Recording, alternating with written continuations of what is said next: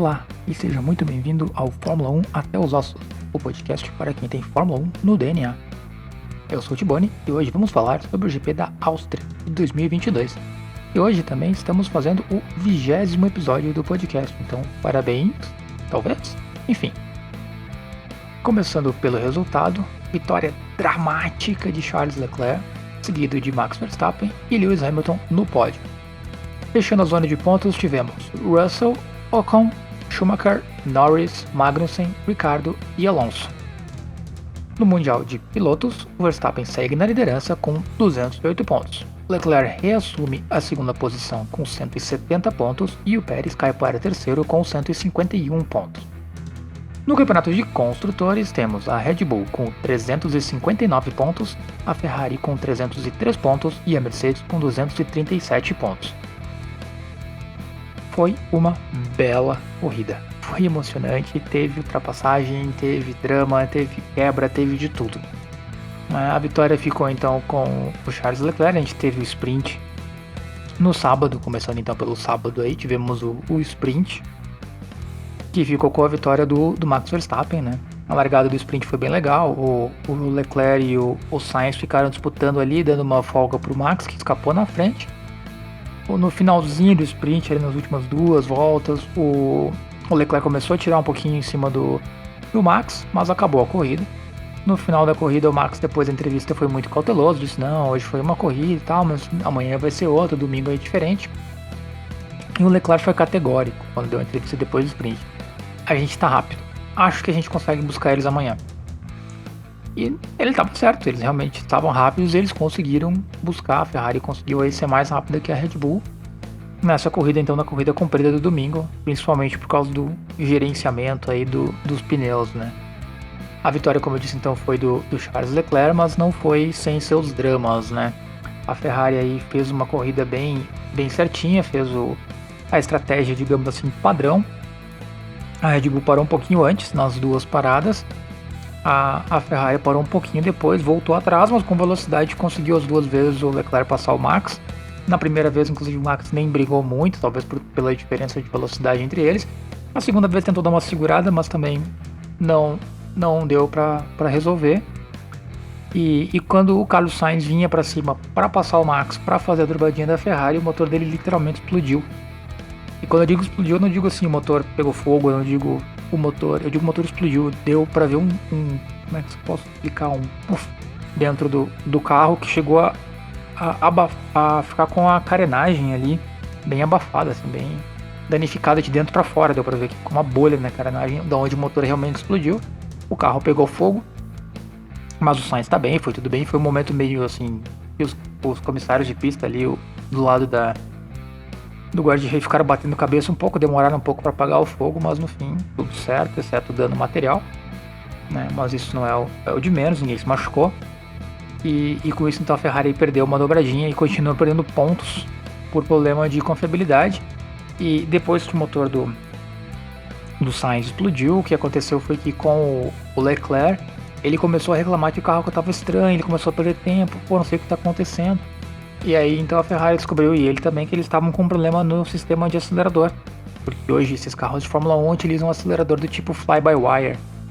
Ou seja, o acelerador não está conectado diretamente no motor, né, no carro. Ele está conectado ao computador, e o computador que determina o quanto o carro vai acelerar ou não, né, por uma questão de confiança. E o que aconteceu foi que quando o Leclerc tirava o pé do acelerador, ele ainda ficava pressionado. O computador achava que ele ainda estava pressionando um pouco, então cerca de 15 a 20% do acelerador, né? E com isso ele foi perdendo bastante tempo no final, nem sabia se ia conseguir acabar a corrida, mas no fim conseguiu acabar a corrida e conseguiu ganhar a corrida, que foi muito importante para ele.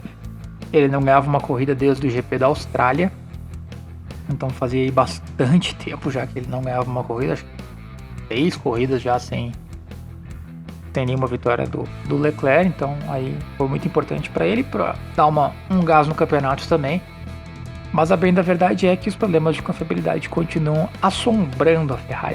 Aquela sombra, literalmente, da quebra tá ali, tá rondando a Ferrari ainda e continua. O carro é rápido, sim. Tanto o Leclerc quanto o Sainz estão guiando bem, sim. Porém, há um elemento aí que precisa ser revisto aí na Ferrari, que é essa questão aí, então da confiabilidade do carro, que tá bem ruim, né? E não só do carro, mas também dos equipamentos da Ferrari em geral, porque outros carros com motor Ferrari também estão tendo problemas aí, né? Então, no fim, aí, mais um final de semana, digamos assim, que a Ferrari ficou de meio a meio. Feliz pelo Leclerc, claro, mas porém triste foi pelo Sainz, assim como na semana passada eles estavam felizes pelo Sainz, um pouco, não tão triste, mas um pouco menos felizes por conta do resultado do Leclerc, que tem ficado fora do pódio, né? Então aí deu uma virada essa semana. Poderia ter sido 1-2 em termos de ritmo de corrida e gerenciamento de pneus e consumo de pneus.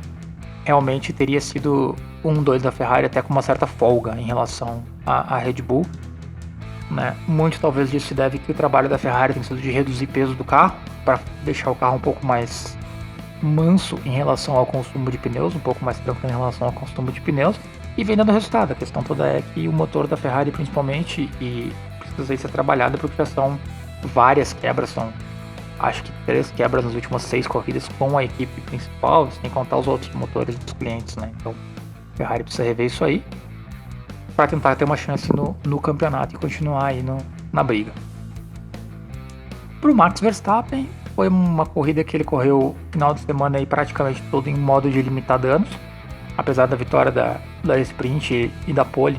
A pole foi muito próxima na sexta-feira, e a vitória do sprint, ele mesmo saiu do sprint falando que não era bem assim e tal, que deu sorte na largada e que o Sainz e o Leclerc ficaram perdendo tempo entre eles, o que é verdade, né? Então o Max já sabia que ele não tinha ritmo provavelmente de corrida para fazer uma grande corrida, dominar a corrida.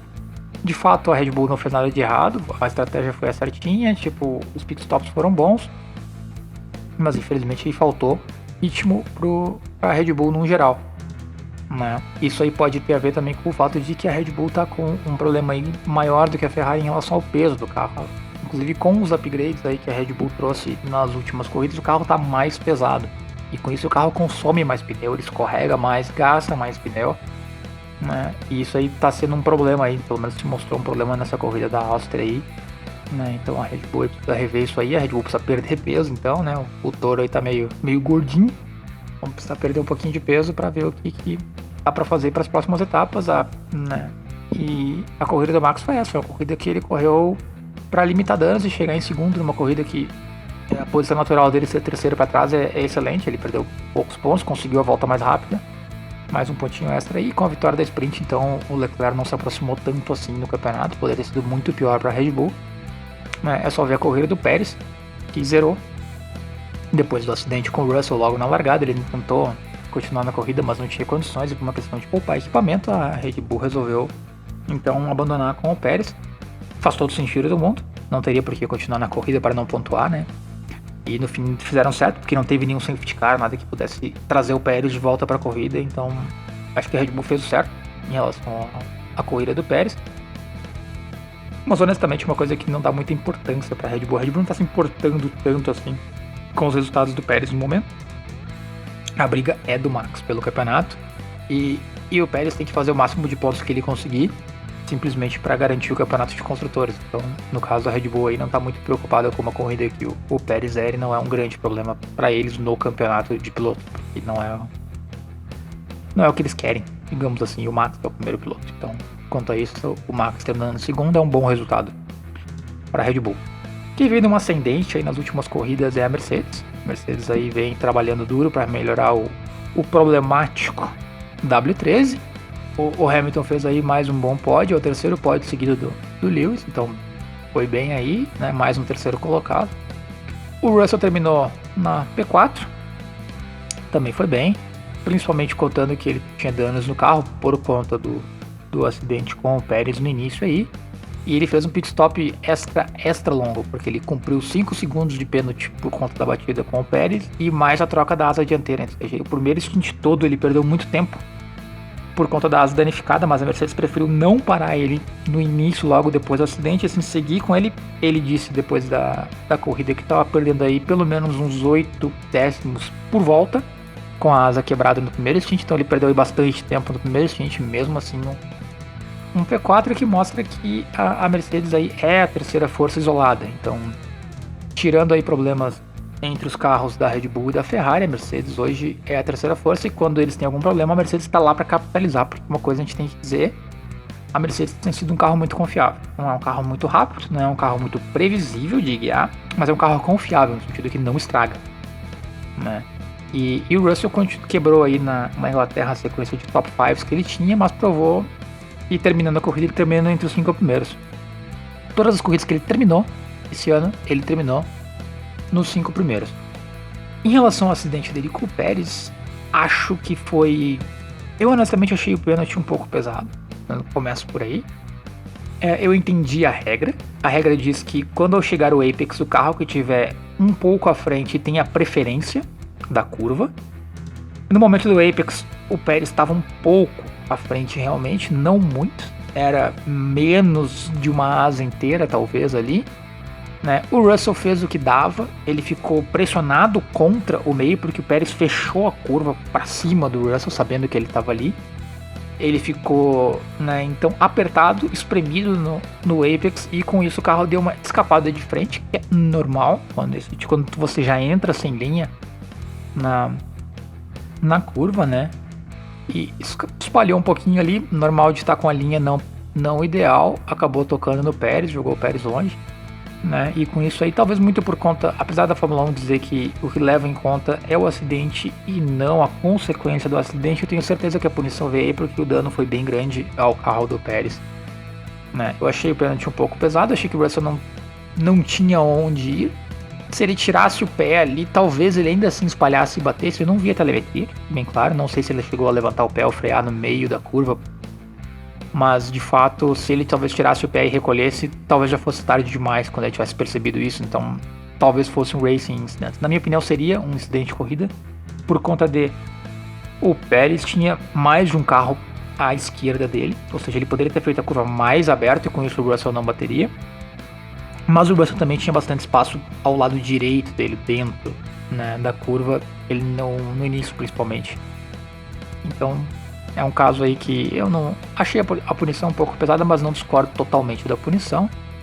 E acho que todos que viram o acidente lembraram do acidente que ocorreu na mesma curva entre o Hamilton e o Alex Albon há 2 anos atrás, eu acho. Foi exatamente igual, o Hamilton por dentro numa Mercedes, o Alex Albon na Red Bull por fora, né? E tocou e o Albon foi parar na caixa de brita, exatamente como aconteceu com o Pérez. E na ocasião, se eu não me engano, o Hamilton também foi punido. Então, pelo menos aí há uma consistência dos comissários de prova. Seguindo então, uma excelente corrida da Alpine, Ocon terminando em quinto e Alonso pontuando, largando em último. Veja bem, último. O Alonso não correu o sprint, ele teve um problema na bateria do carro, no sistema eletrônico, na verdade, no ECU, no Electronic Control Unit do carro, e com isso ele largou em último no domingo e terminou em 10º, pontuando. Foi o que deu para fazer. Uma excelente corrida do Ocon. O Ocon também teve um probleminha na sexta-feira no carro, eles não sabiam exatamente se o carro ia aguentar a corrida toda. Aguentou a corrida toda, ele foi muito bem, andou sempre muito bem, um ritmo de corrida excelente durante toda a corrida. O Ocon vem surpreendendo por ser um piloto que está fazendo as coisas assim fora dos holofotes. Ele não está aparecendo muito na transmissão de TV, ele não está sendo muito elogiado. Nossa, o Ocon fazendo a temporada da vida dele, mas de fato ele está fazendo a temporada da vida dele, e é muito importante para a Alpine esses pontos aí que o Ocon vem acumulando. E agora com o Alonso pontuando então junto, para a Alpine é uma ascendente. Depois da corrida, o Ocon disse ainda: a gente está muito longe dos carros da frente. Ele realmente sabe que ele não tem carro hoje para disputar em ritmo de corrida com o Hamilton e com o Russell na Mercedes, e obviamente não com as Red Bulls e com as Ferraris, que seria o objetivo final da Alpine, né? Mas a Alpine também vem numa ascendente e vem tentando aí fazer um campeonato fazendo um campeonato muito sólido, principalmente com o Ocon, que vem fazendo a temporada da vida dele com certeza.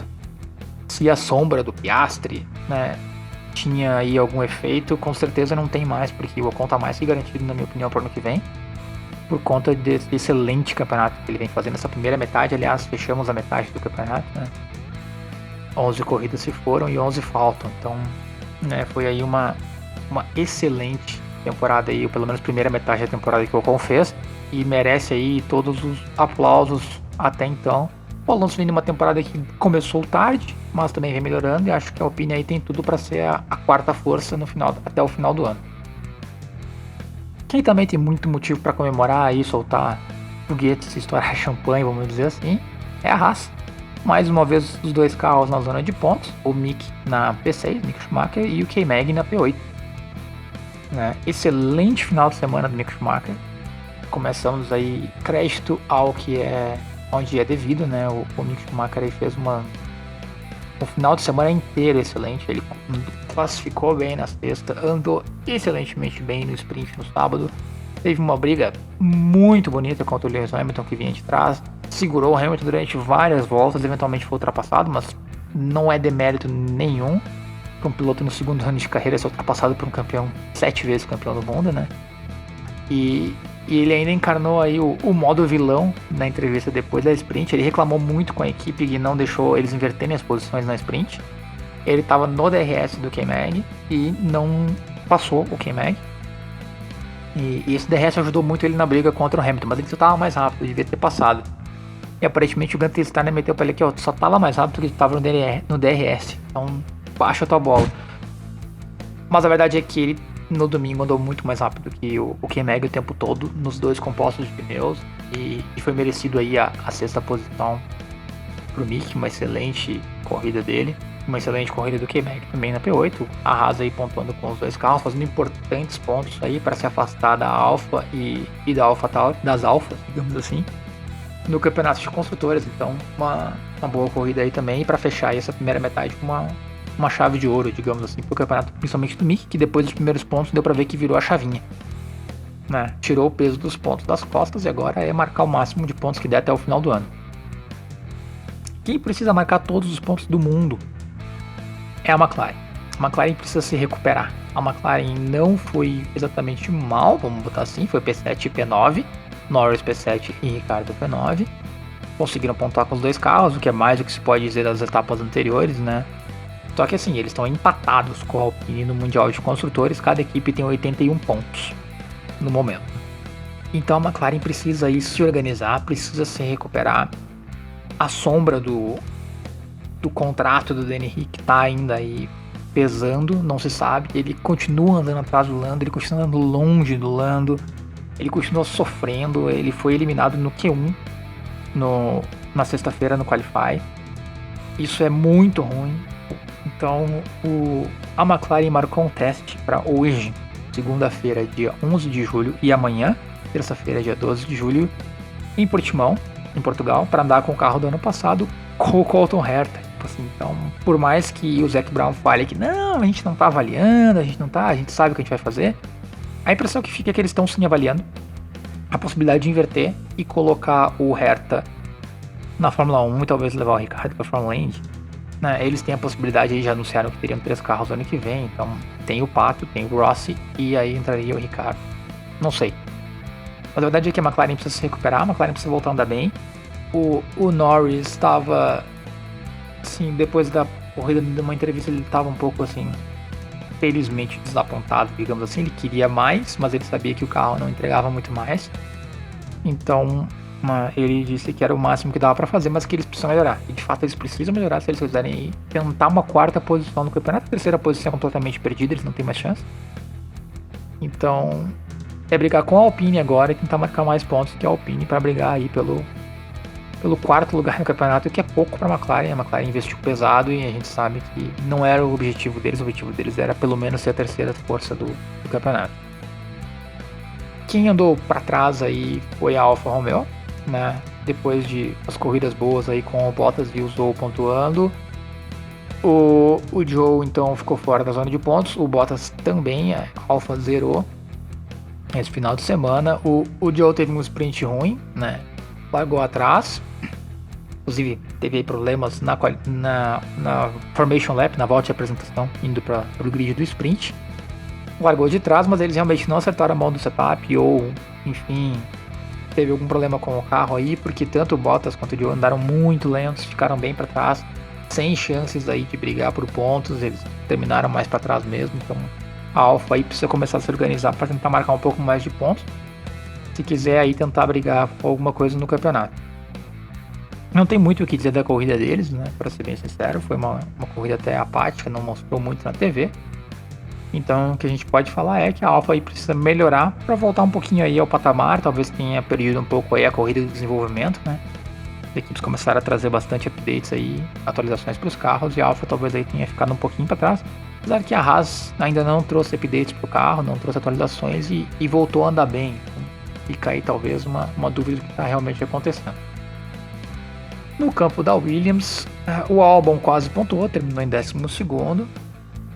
Foi uma corrida boa, foi o que o carro dava para fazer, vamos dizer assim. O Albon foi bem, dentro das possibilidades do carro, enquanto o Latifi, pelo amor de Deus, foi uma chicane ambulante lamentável. Ele tomou volta na sprint, uma corrida de 23 voltas, teve uma volta a menos das 24 previstas, e foi simplesmente ridículo. Tipo assim, ele estava andando muito mais lento, e depois, durante o GP, ele estava praticamente o tempo todo em último, e ele abandonou sozinho dentro da garagem, né?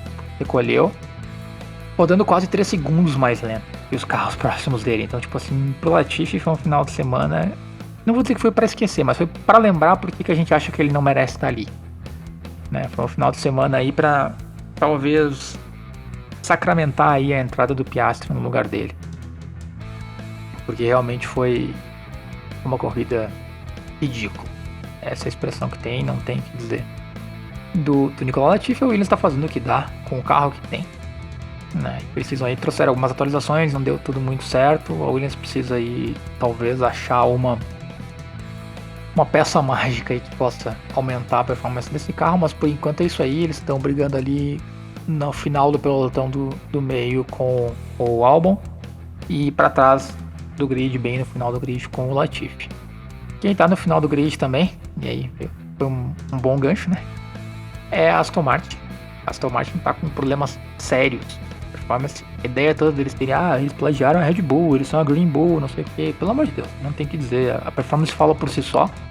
E se eles copiaram o carro da Red Bull e estão tão mal assim, eles não sabem nem copiar, o que é pior ainda. Então a Aston Martin tá com um problema sério de performance. O Vettel largou em último. Então o Vettel classificou em último na sexta, não largou em último na sprint porque o Alonso e o Zhou tiveram problemas, mas ele iria largar em último. O Stroll sofreu absolutamente todos os problemas possíveis com o carro, saía de frente, saía de traseira, saía de meio, saía de tudo, saía até do autódromo quase. Então a Aston aí precisa muito ver o que pode ser feito nesse carro aí, mas acho que talvez já seja a hora de abandonar esse carro, metade da temporada, né? E pensar em 2023, que eu acho que também é o que a Williams tem que fazer. Porque realmente não tenho o que dizer, a performance da Aston tá lamentável, tá quase nível da Haas no passado, então não vejo porquê. E imagina a motivação de um cara como Sebastian Vettel para ir comer cola no fundo do grid com esse carro, né? Então, realmente bem ruim a situação da Aston Martin. E quem tá numa espiral decadente, e eu nem sei como que chegaram nesse ponto, é a AlphaTauri, né? A AlphaTauri nas últimas 3 corridas, o melhor resultado deles, de um piloto da AlphaTauri, foi 14º. Então, quer dizer, a situação não tá boa, tá bem ruim. A AlphaTauri precisa rever talvez tudo, né? Inclusive como eles gerenciam os pilotos. Talvez aí ter forçado o Gasly a assinar um contrato que ele não queria, talvez não tenha sido a melhor opção, né? A AlphaTauri precisa realmente rever a corrida do desenvolvimento também, porque o carro tá andando para trás. A gente sabe que o motor Honda é bom, afinal a Red Bull é líder do campeonato, o Max Verstappen tá empilhando vitórias. Ok, as últimas 2 não, mas tá andando muito bem, ganhou na sprint. E um carro com o mesmo motor tá aí brigando para ser 15º, 14º, então é um problema grande aí para AlphaTauri. O Tsunoda voltou a dar umas erradas meio bobas. O Gasly tá errando bastante, ele errou na largada do GP da Inglaterra, na minha opinião. E ele errou na largada do sprint, na minha opinião. Ele forçou um trio wide 2 vezes onde não cabia 3 carros, na minha opinião. Acabou tocando em carros da Mercedes. No caso do GP da Inglaterra, foi o catalisador do acidente do Zhou. No GP da Áustria agora foi só um toque ali que deixou que ele e o Hamilton perdessem algumas posições, mas não teve danos terminais, nem causou um acidente grave, que é melhor. Mas o Gasly talvez precisa botar a cabeça no lugar depois dessa assinatura de contrato aí indesejada, porque ele não vem performando desde então, e a AlphaTauri como um todo vem devendo muito. Vamos ver o que vai acontecer com eles nas próximas corridas, mas eles precisam aí dar talvez a pausa de agosto seja muito bem-vinda para eles se reorganizarem aí, talvez se reagruparem, tentarem alguma coisa pro final do ano, porque do jeito que tá, grandes chances que a AlphaTauri tá brigando só com a Aston Martin pra ver quem não fica em último. Então, realmente não é o que se espera de uma equipe que andou tão bem e ganhou corrida em 2020, né? Vamos ver o que vai acontecer. No geral, o que a gente pode dizer, a corrida foi boa. A corrida foi muito emocionante, além dos dramas da Ferrari, do Sainz explodir, pegar fogo, que foi uma imagem muito impressionante, os problemas de acelerador do Leclerc brigando contra o carro, né? Foi um final dramático ali com o Verstappen chegando. A briga do pelotão do meio foi absolutamente fantástica de ver. Teve um momento que tinham 5 carros disputando a freada que eles chamam de T3, que eu chamo de T2, né? A primeira freada forte ali na descida de uma das retas opostas, com o Joe, o Mick, o Alonso, o K-Mag e o Norris dividindo o mesmo espaço e não acabou em choro, todos terminaram a corrida, ou seja, foi uma briga épica de 5 carros, de 4 equipes diferentes. Foi um negócio assim sensacional que há muito tempo a gente não via na Fórmula 1, então se tinha uma dúvida e ainda restava alguma dúvida, esses carros novos, que esse novo regulamento permitiria algumas coisas diferentes, está aí a prova. O GP da Áustria teve 67 ultrapassagens e foi mais do que as 2 provas de 2021 no mesmo autódromo tiveram, se somar as duas. As 2 provas de 2021 tiveram 61 ultrapassagens, se eu não me engano, somadas, e foram 67 ontem. Então, corrida absolutamente fantástica para todo lado que se olhava. Cada vez que a TV mostrava alguém, tinha ultrapassagem, tinha briga, tinha alguém metendo por dentro, tinha emoção. Foi uma corrida muito emocionante, muito boa de assistir, né? Então foi muito bacana mesmo. Foi um excelente GP, valeu a pena. E é uma pista que, como eu falei semana passada, eu gosto muito. Acho que é um traçado bacana. É um traçado que tem as 2 freadas ali do que eles chamam de T3 e T4, que eu chamaria de T2 e T3, né? Que permite ultrapassagem, que permite briga, que permite emoção. E ainda teve ultrapassagem ali naquele complexo da 6, 7, 8, com o Hamilton passando o Mick Schumacher completamente com uma manobra muito bonita, fora de local de ultrapassagem, fora de DRS, uma ultrapassagem old school total, muito bonita. Então teve boas manobras, bons momentos, boas emoções, então nada a reclamar aí, exceto, né, dos torcedores aí que estavam no autódromo, que estavam presentes no Red Bull Ring. Houve aí vários relatos de agressões verbais, de bullying, de agressões físicas, né, a torcedores e torcedoras. Teve um caso que aparentemente uma torcedora do Lewis Hamilton foi cercada por torcedores embriagados do Max Verstappen e um deles chegou a tentar levantar o vestido dela. Uma situação absolutamente abominável, inaceitável, não pode acontecer isso. E esse comportamento e essa toxicidade dos fãs atuais da Fórmula 1 se deve muito ao campeonato do ano passado, a briga que foi a rivalidade ferrenha entre o Verstappen e o Hamilton ano passado, só que tá trazendo pro mundo da Fórmula 1 uma coisa que eu absolutamente odeio, que é essa coisa de torcer como se fosse futebol. Essa coisa das pessoas darem o sangue ou quererem assassinar alguém só por conta de quem ele torce, ou para quem essa pessoa torce. Isso é absolutamente inaceitável. Eu realmente espero que a Fórmula 1 faça de tudo para evitar que isso aconteça, porque não pode acontecer. Os torcedores do Verstappen, o exército laranja, fazem uma festa bacana, todo mundo de laranja, eles jogam aquelas fumaças na pista, que eu também sou meio contra, mas enfim, acho que eles dão uma exagerada, e essa é a questão, tipo assim, esse tipo de agressão não é só uma exagerada, esse tipo de agressão não pode acontecer, não pode ocorrer. É simplesmente ridículo e lamentável e inaceitável que qualquer pessoa que tenha condições financeiras e queira ir a um autódromo assistir uma corrida de Fórmula 1 não se sinta completamente segura para fazer isso dentro do complexo do autódromo. Isso não pode acontecer.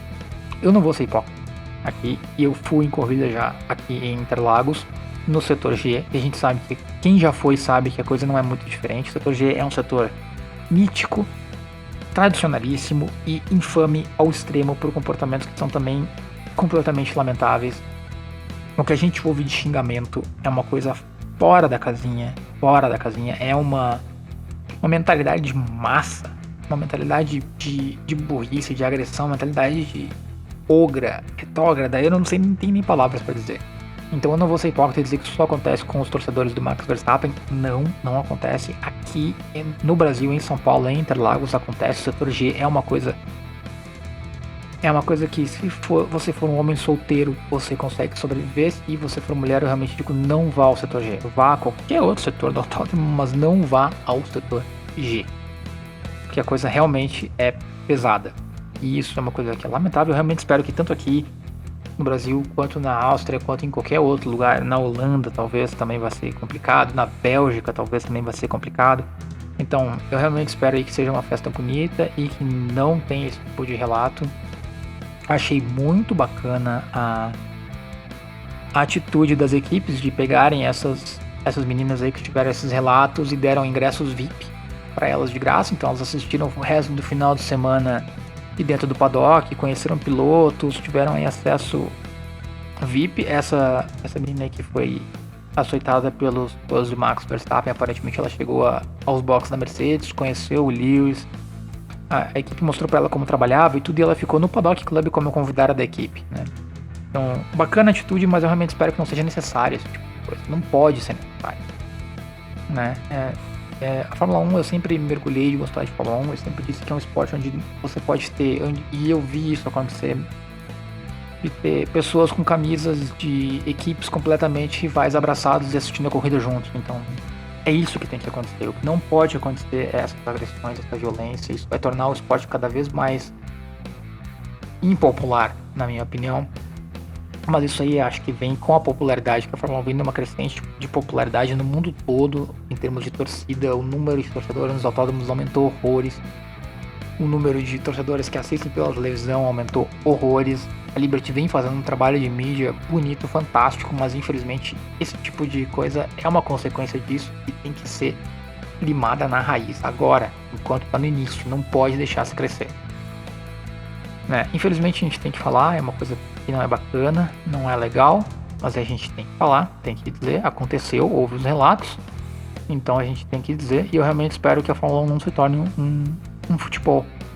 Eu espero que a gente possa ver mais torcedores com uma camisa da Mercedes e um boné da Red Bull, né? Porque não é religião, não é futebol, não é nada disso, não define a pessoa. Então, se a pessoa gosta de automobilismo, que possa se sentir segura para assistir a corrida, seja em Interlagos, seja no Red Bull Ring, seja em Monza, seja em Spa, seja em qualquer pista do mundo, que, né, o esporte favorito da pessoa é a Fórmula 1, que ela se sinta segura para ir, seja quem ela for, a pessoa que ela for e por quem ela torça. Nada disso influencia que todas as pessoas sejam tratadas com respeito. Infelizmente é uma pena ter que perder tanto tempo assim falando disso, mas é importante. A gente não pode deixar passar e a gente tem que fazer alguma coisa. Eu não sei ainda o que eu posso fazer, mas se alguém tiver alguma ideia, sinta-se à vontade para entrar em contato comigo. Sobre o GP da Áustria, acredito que é isso, não tem muito mais o que falar. Chegamos à metade do campeonato de 2022, chegamos a 20 episódios deste podcast, deste humilde podcast, né?